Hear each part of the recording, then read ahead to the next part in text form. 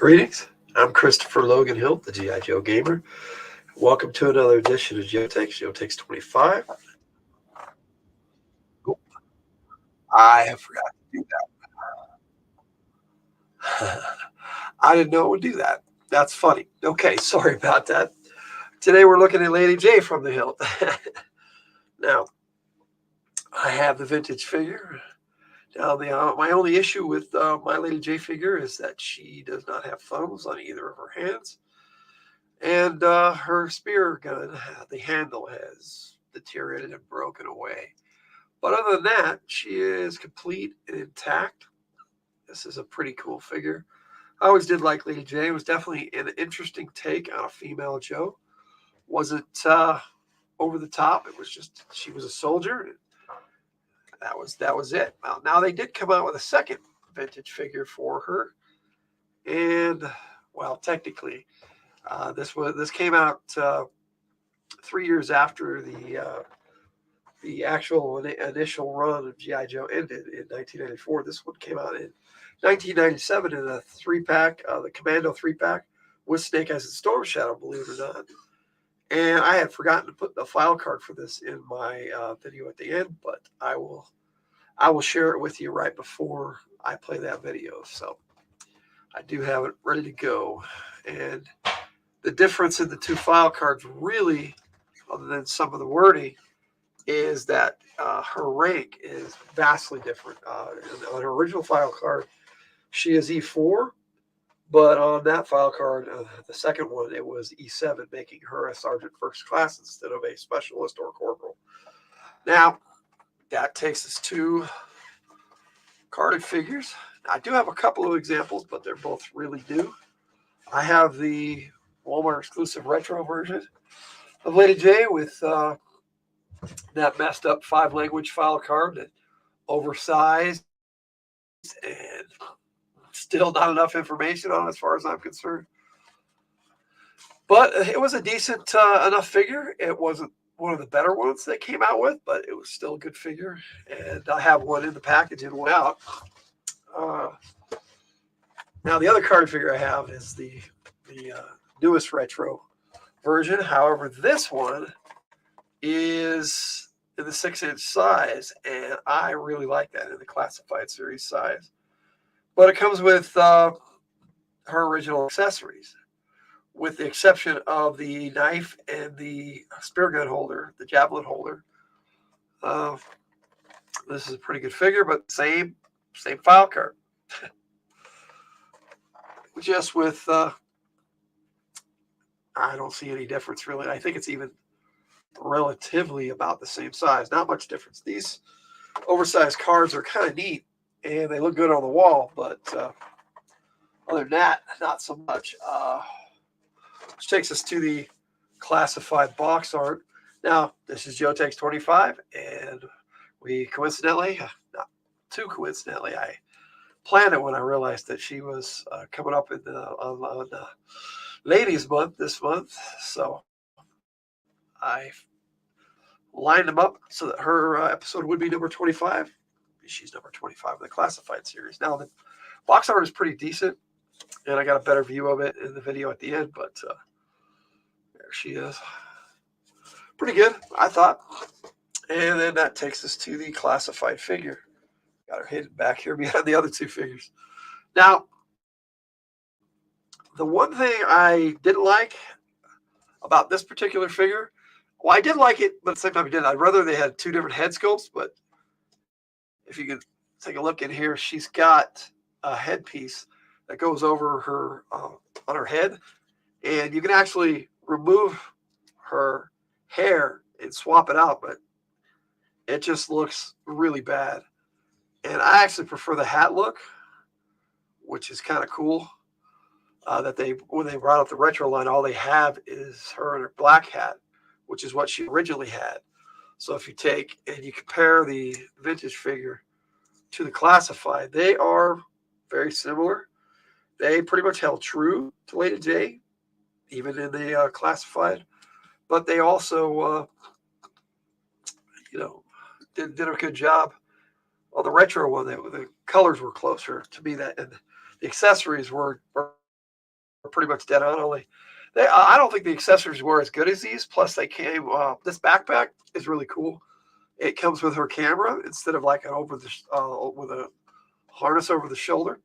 Her camera extends and folds up, and it just goes right back behind her. It's kind of cool.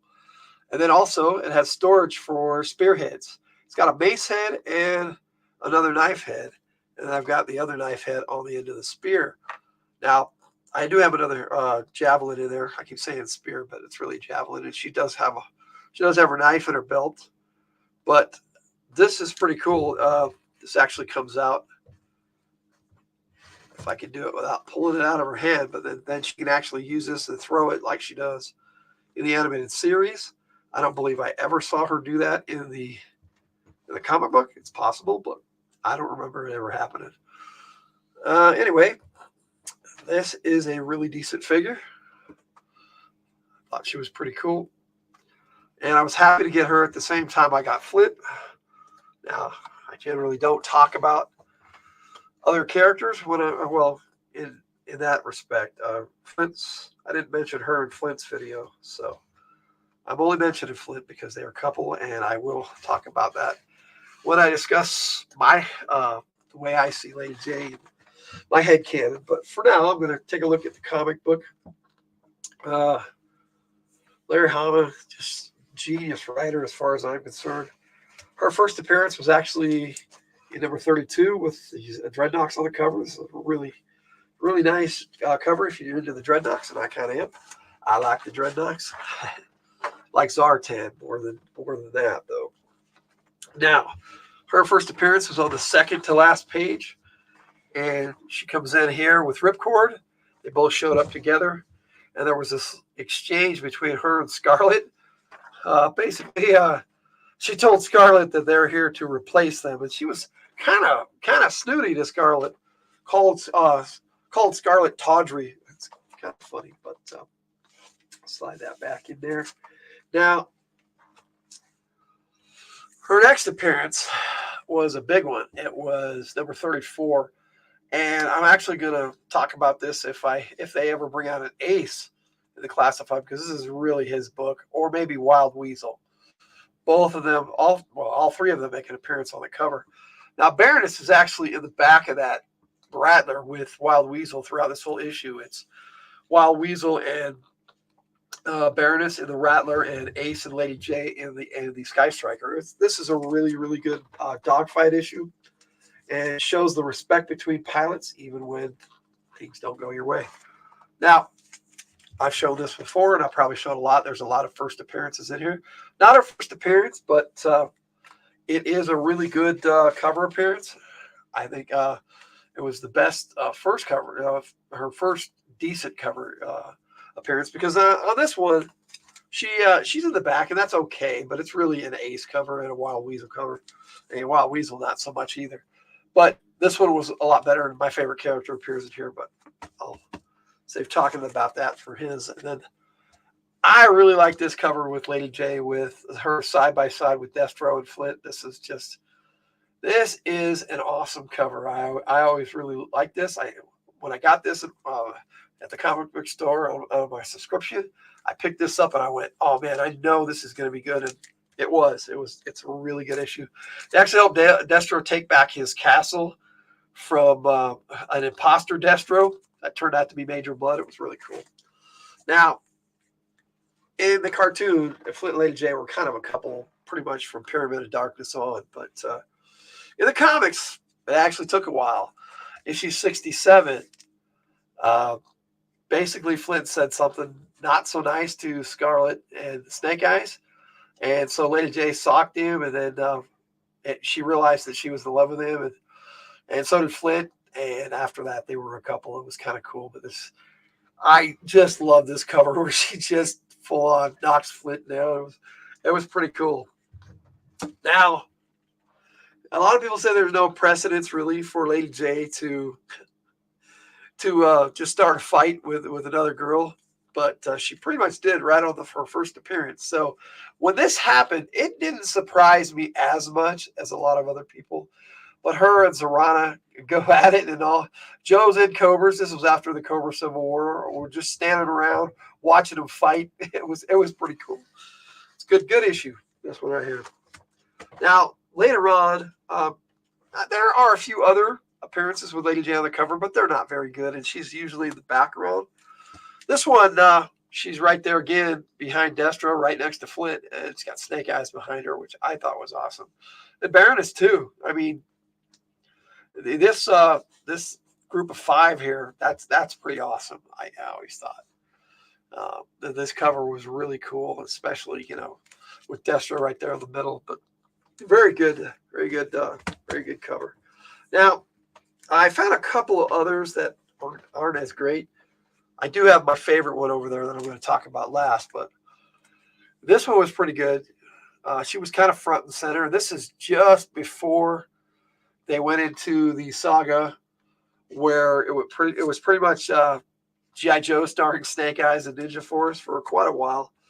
I mean, the very next issue, it didn't say that, but it pretty much was a Snake Eyes storyline. Now, the very last issue, she's also on the cover. And she is right here next to Flint again, but right there with Hawk and the Stalker when they closed up the pit, Snake Eyes and Scarlet. This is a really good cover. And if I remember right, nope, I thought it was a wraparound cover. It should have been. It really should have, because it was the final issue of the Marvel run. But I wanted to show off some of the covers that she was on because Lady Jaye was on a lot of covers. Well, this was my favorite. Hawk was injured, and Lady Jaye, even after he ordered her to, she would not leave his side.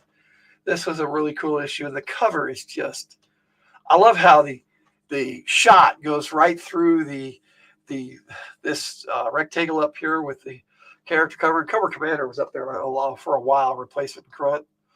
But I really thought this was just a dynamic cover, and the storyline that really.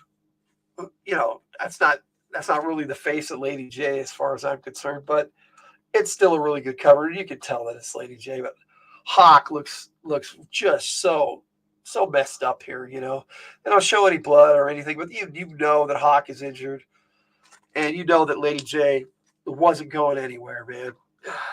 Great cover, great issue. Now that takes us to the cartoons. Now I did try to watch 3. I ended up only watching 2. I watched Where the Reptiles Roam and Skeletons in the Closet. I started watching G.I. Joe the Golden Fleece, but I fell asleep.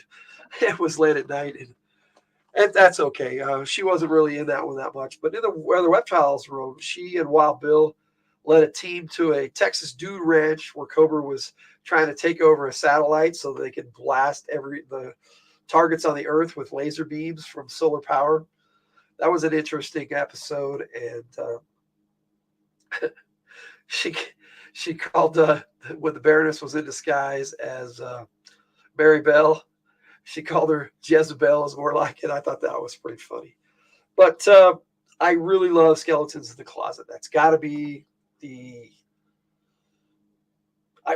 best way to say it is her best episode. She just shined in that episode. Or she found out that she basically inherited a castle. And as it turns out, she was related to Destro. And the Baroness had set this whole thing up just to get back at Destro. But Lady Jaye showed up at the castle, and there was a couple servants there that were trying to scare her off. She's a Joe, and she ended up going down to the basement at some point. After they try to scare her with holographic ghosts and all this weird stuff, but in the basement, Destro and his relations were down there having some kind of weird seance, and there was some kind of monster in this well, and so they were going to sacrifice Lady Jaye, but Flint showed up in disguise and rescued her, and they took off and were being chased by the cultists, and they were out of this room, and there was a giant spider. And Flint asked, "You want to take the door or the spiders?" And she was just like, "Are you kidding me?" And she just turned around to take the door. And Flint's like, "Yeah, it figures." And he took an axe and went towards the spider. But it was a great episode. Then the Joe showed up and Cobra showed up, and they had this big battle, and the castle got destroyed. Definitely a different take on the whole GI Joe animated show. It was nice to have a link between Lady Jaye and Destro, and I don't know if Larry Hama ever did that, but in my head canon, that's a thing. They're related, and I enjoy that. Now, as far as how I see Lady Jaye in the story, I consider her a sergeant first class E7, just like her file card says. Now, in the movies, they made her a captain. I don't necessarily agree with that. She started out as a lieutenant, I think, and then she got promoted to captain, if I remember right. But not my choice. As far as I'm concerned, I don't think that she would want that. She was content where she was. Otherwise, she would have been an officer already. She didn't need to be an officer. She was a non-commissioned officer, so she had a position of authority, but she didn't have all the responsibility that an officer has as well. Um, I see her as she's a covered operations specialist, and I see her when team needs covered ops specialist, she goes in with them. But also, she'll replace other team members when they're not available or whatever. That's kind of how I see things with Lady Jaye. So I like Lady Jaye. She's really cool. She's not in my top 10, but not a lot of Joes are. I mean, there's well over 100 Joes, so almost 150, closer to 200, I think, maybe even. And she's definitely in my top 20, if I remember correctly. But I enjoy her in the cartoon. I enjoy Lady Jaye's character in the comics. She had a lot of cool cover appearances, a lot of cool storylines. And her and Flynn is a couple of both. I think most of us agree that her and Flynn are a couple. And in my head canon, they actually have been married for a while. And they have a daughter named Marissa, like they did the Transformers. Well, they didn't come out and say it, but they have Marissa Fairborn in that, and Flint's last name is Fairborn. And when her father showed up in an episode of Transformers, she she called him dad, and her dad came over and he had Flint's voice. So it was like, come on, and it looked like Flint, only older. So it was pretty cool, and I agree with that. I think Marissa Fairborn is Flint and Lady Jaye's daughter, and that's how I see that. Okay, well, that's pretty much my take on Lady Jaye. Um, Next week we're going to continue Ladies Month, and we're going to do something a little different because we take a look at Akiko from the Snake Eyes Origins movie, and so I'm going to be taking kind of a look at all the figures from that movie and at the movie a little bit itself, and I might even make a tribute video. We'll see. We'll see how that works out. Uh, Tonight I'm going to go take some pictures and stuff, and then put out a video, and we'll see how that works out. So, with that all being said, I'm going to play the on Joe Takes 23, 25, sorry, on Joe Takes 25 video, and we'll see you next time. So, Logan out.